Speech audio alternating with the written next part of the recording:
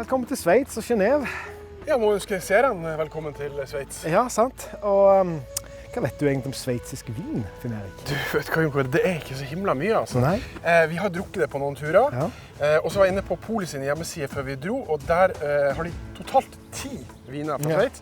5 rød, 5 hvit. Ja, og det er ganske mye faktisk for sveitserne. De eksporterer bare 2% av det de lager til utlandet. Mesteparten går til Tyskland, så er vel egentlig alt om hvor bra Vinmonopolet er at de har 10 flasker. Det er ganske godt gjort. Wow, men hvorfor er det sånn da? Vet du hva, det er nok det viktigste spørsmålet, det vi må finne ut av, for jeg vet ikke. Har de en spesiell magisk knakende god vin her som de bare vil ha for seg selv? Vi deler ikke med noen! Så kanskje vi kan prøve å finne det. Men må vi finne ut hva druer de her, er det noen spesielle former for vinmaking som er spesielt her i forhold til resten av verden. Vi ser jo at det er ganske likt sånn som har vært i andre steder. Så vekstforholdene er det ikke noe å si på? Nei, sant. Så det er utrolig spennende, men så er det jo andre ting Genève er kjent for. Definitivt. Her kommer rikfolkene med pengene sine. Det er bank og finans og eliten der. Ja, de skal ha luksusvarer, og der de har luksusvarer har de jo god mat og god drikke, så kanskje en eller annen gammel kjeller med noe spennende. Liker tanken. Ja. Vi må prøve å se om vi kan finne en sånn her. Og raide den? Ja. Ok. Men ok, skal vi starte ned i Genève sentrum? Der nede, absolutt. Herlig. Den veien, eller? Ja. Genève der? Ja. I denne episoden skal vi bli klokere på vin fra Sveits. Landet som har gitt oss Toblerone, Rolex, Fondue, lommekniv, Wilhelm Tell, Røde Kors og ikke minst verdens råeste fjellkjede, Alpene.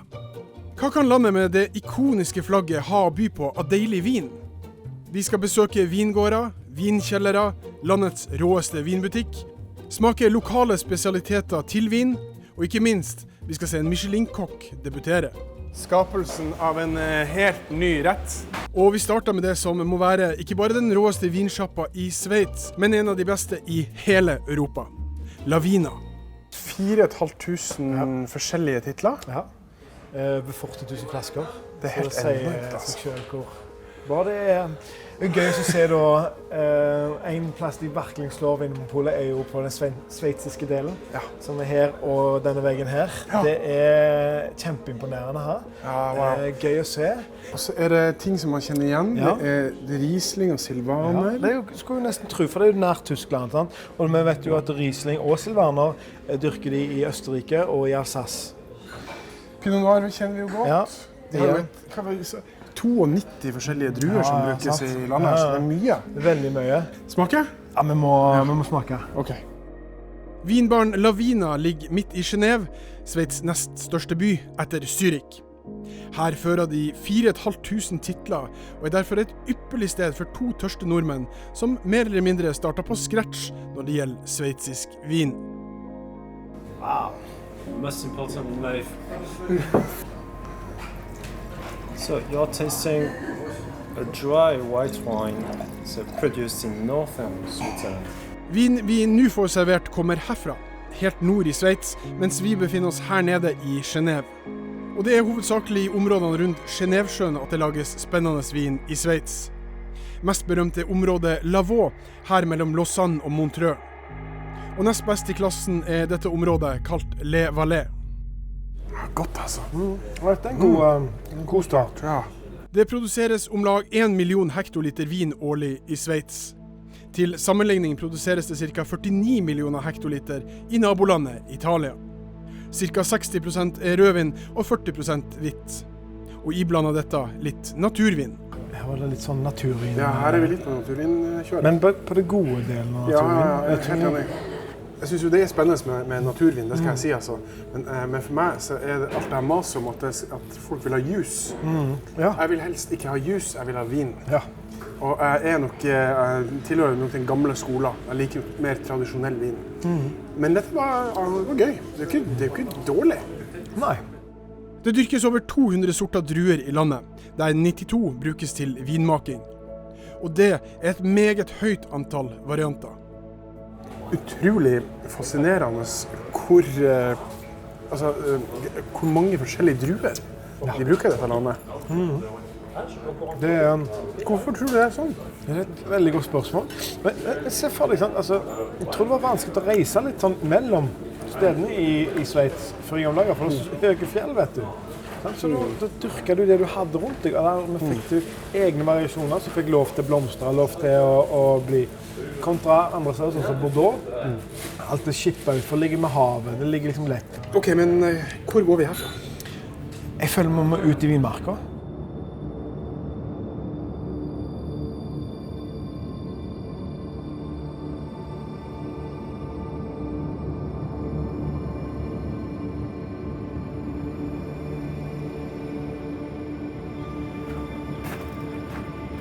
Det var en kjapp 20 minutter ut av Genève, og så var vi plutselig på landsbygden. Ja, fantastisk. Liksom så hjemme i Oslo og Bergen, så ikke langt for å komme ut på landet. Fantastisk. Og så ser jeg her, det er ganske sånn flatt og fint, men litt kupert, men grønt og frodigt. Veldig frodig. Altså. Det slo meg liksom inne i Genève også. Ja. Veldig frodig. Og så må jeg nevne at her borte ligger altså, loddrette fjell. Ja. En av dine favorittfjell. Ja, Mont Blanc. Mont Blanc, ja. Du har på å si Mont 1 nå. Ja, jeg har på å si faktisk Mont Elbus, men ja. Forrige gang vi var på Mont Blanc, så fikk vi kjeft for vi sa det var Europas høyeste fjell. Ja. Men det var det ifølge Ordseere, følger med. Du, det var veldig gøy å være i den vinbaren for en innføring å smake litt. Men hva har du funnet frem her? En rød og en hvit? Ja, nå har jeg funnet frem den hvite. Er da den mest brukte hvite drua her i Sveits. Chasselas. Chasselas er en gammel druesort som har sin opprinnelse langs breddene på Genèvesjøen. Den er, som Jon Kåre sa, den mest brukte hvitvinsdruen og står for hele 27% av hvitvinsproduksjonen. Jeg var litt grann tropisk. Ja, tropisk. Litt sånn tropisk nektar.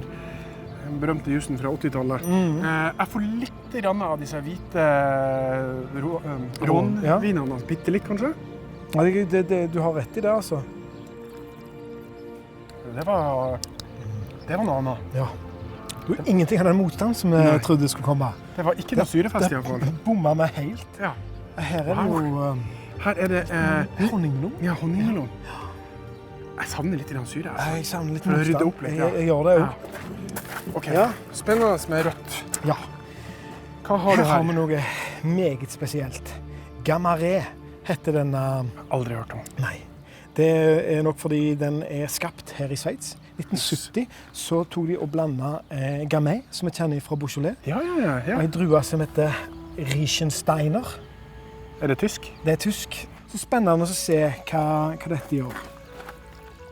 Herregud, se på den fargen. Det er jo lilla svart. Ja, det er jo skikkelig mørkt, altså. Wow. Masse frukt i... Mye bær, hæ? Masse bær, ja. Krekling og bjørnabær, og det ser mørke bærene. Ja, skikkelig, altså. Og det var rart. Knapt nok en tannin. Ja, det er en skyldig tannin, da. Wow. Yes. Hvordan i all verden har de fått det til? For her er det nesten ikke en eneste tannin. Det betyr at han ikke tørr. Nei. Oppleves ikke tørr, han tørker ikke ut munnen. Nei. Veldig lettrikkelige. Ja. Jeg er nysgjerrig. Dette har gjort meg veldig nysgjerrig, og jeg tenker at neste steg finne en vinbonde som kan forklare oss litt hva de holder på med. Ja, for vi må mer i dybden. Vi må høre med de som er ute i åkrene, de som jobber med druene. Chasselas. Gamaré. Ok. Jeg går med den veien, jeg går den veien. Mens det i andre kjente vinproduserende land, som for eksempel Italia og Frankrike, er forholdsvis enkelt å kjenne igjen landets vinstil, er ikke dette fullt så enkelt i Sveits. It's a very tricky question actually to answer because there is an extremely diverse terroir in Switzerland. From each end of the country has its own particularities and its own specialties. If one would have to name the typical Swiss white wine, we would certainly be speaking about the Chasselas. Chasselas, it's a white variety that originates from the Lemanic Arc area, so the region which is bordering Lake Geneva. And this is the wine that we will often find internationally should there be Swiss wine at all. This is a dry white, it's quite a light wine, something that is drunk before a meal during the aperitif, and it marries itself very nicely with our traditional dishes of cheese fondue, cheese raclette, and such type of dishes. In the case of Geneva, however, we have an extremely diverse range of wine varieties. In our case, we are producing 17 different varieties across 29 different products, which may vary based on how we choose to age the wine, for instance, in an oaked barrel or more traditionally in a stainless steel tank. Når man har liten kjennskap til historien, det fort å anta at vinmakinga I landet en relativt ny greie. Men det langt fra tilfellet. My siblings and I are actually the 8th generation of my family who are growing vineyards here in this area, and we are celebrating this year our 225 years. My father, when he was doing a little bit of a back draw to see how far back he could trace the origins of the wine growers in the family, we were able to trace our origins back to 1794. Wow. For us in Norway, we don't know anything about Swiss wines, but you've been making it for over 200 years. So how come we don't hear anything about Swiss wines in the rest of the world? There's a simple reason for this. The Swiss production is actually quite small, relatively speaking, to some of our larger neighbors, particularly France, Spain, Italy, and even Germany to a certain extent. And the consumption within our own borders is very high.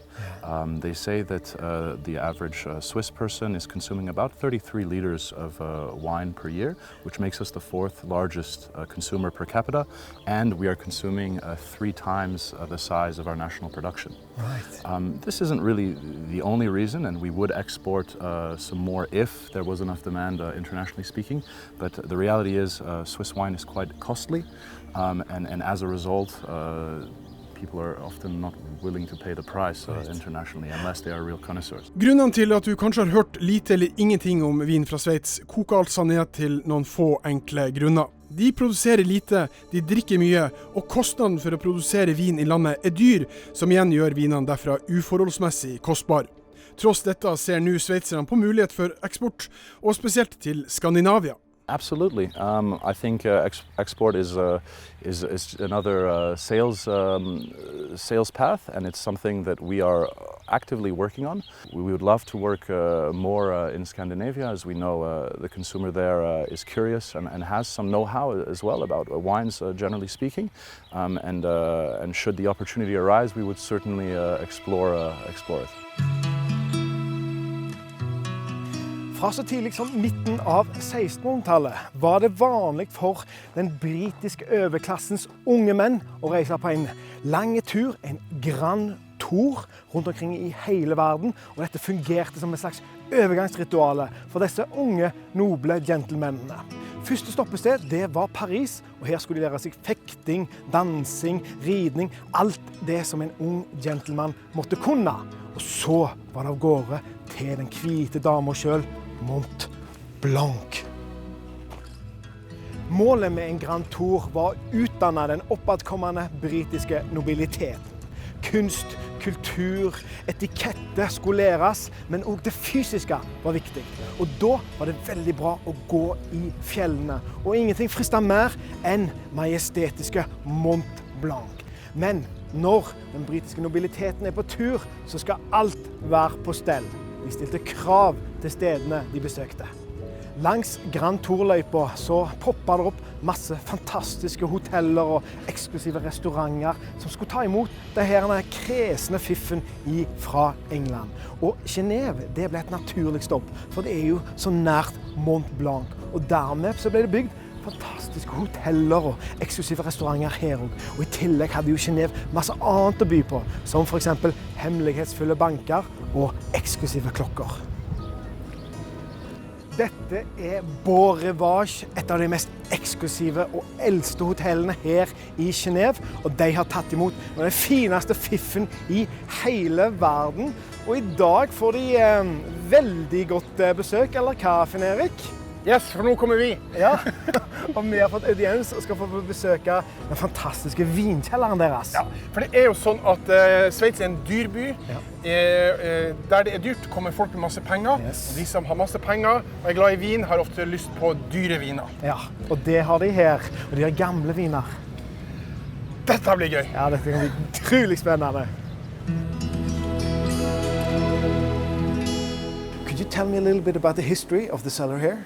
So that's the story. That's the cave I exist in all of time in this restaurant, in this hotel in general. That's the family hotel and family wine cellar.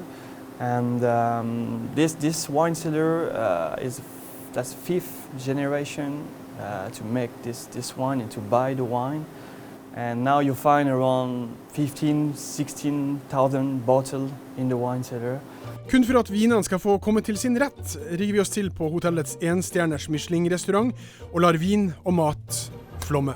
Ja, han får tysk Riesling og Finn Erik sin favoritt, frosskaller.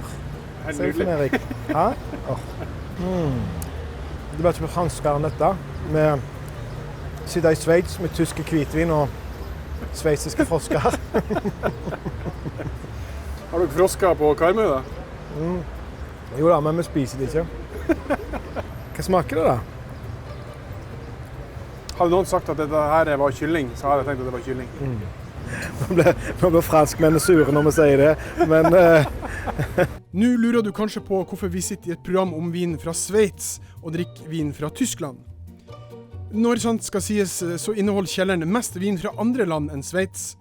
Og når lommebøker skal åpnes, vil kjøpere ha det kjente, det trygge og viner de kan skryte av på Instagram. Det var godt. Det var kjempegodt. Ja. Men Bård Rivage har nok den mest imponerende samlingen av sveitsisk vin i Genève, så middagen inneholder også noen av landets toppviner. Petit Arvin heter den, og den er fra Le Valais. Det er aprikos, veldig aprikos på duft. Veldig god til blekkspruten. Ja, det er jeg enig. Det er noe av det bedre sveitsiske jeg har drukket. Aprikosfestival. Ja. Som en grand finale har sjefskokken på restauranten invitert oss inn på kjøkkenet for å smake på en helt ny rett. En liten hyllest til vår kulturreise hit til Sveits.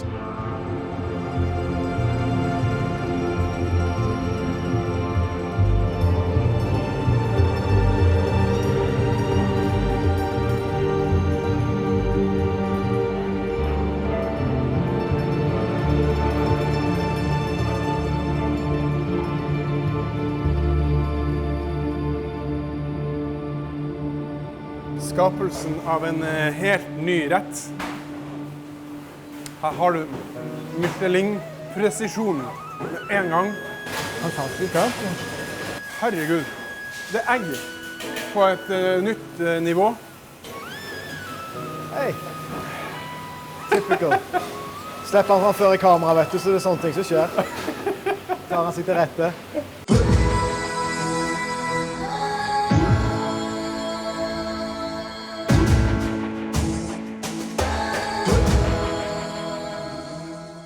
Ja, hva synes du?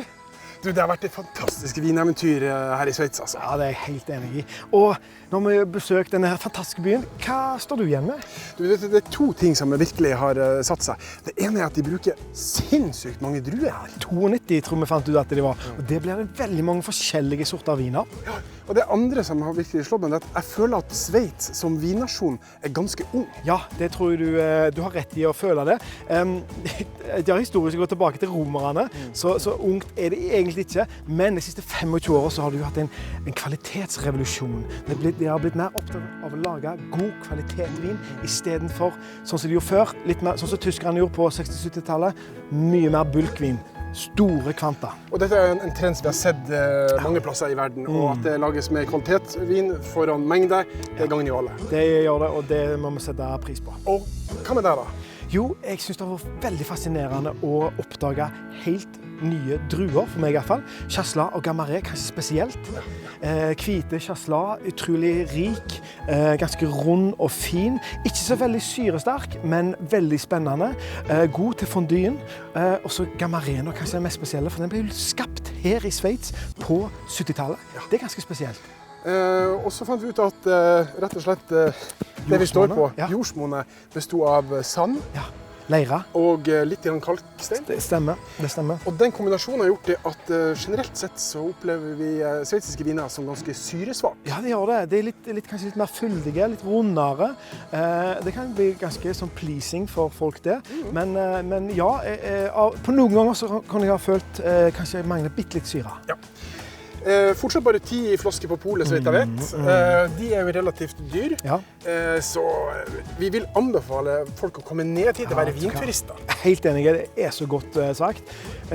Ta turen her. Det masse flotte vingårder. Alle tar selvfølgelig mot besøk. Du kan tillegg besøke Genève, en av de flotteste byene i hele Europa. Virkelig helt blåst av vann. Og så det jo kort vei til en nydelig natur her. Da kan man for eksempel ta seg en lett jogg opp til Mont Blanc i mellomslagene. Det kan du. Tusen takk for følget. Det har vært fantastisk gøy. Så ses vi neste gang. Gjør det. Førstemann? Ja, du kan jogge. Nei, vi kler ikke å jogge. Jeg tror vi passerer. Ja. Det flott altså. Fantastisk. Wow.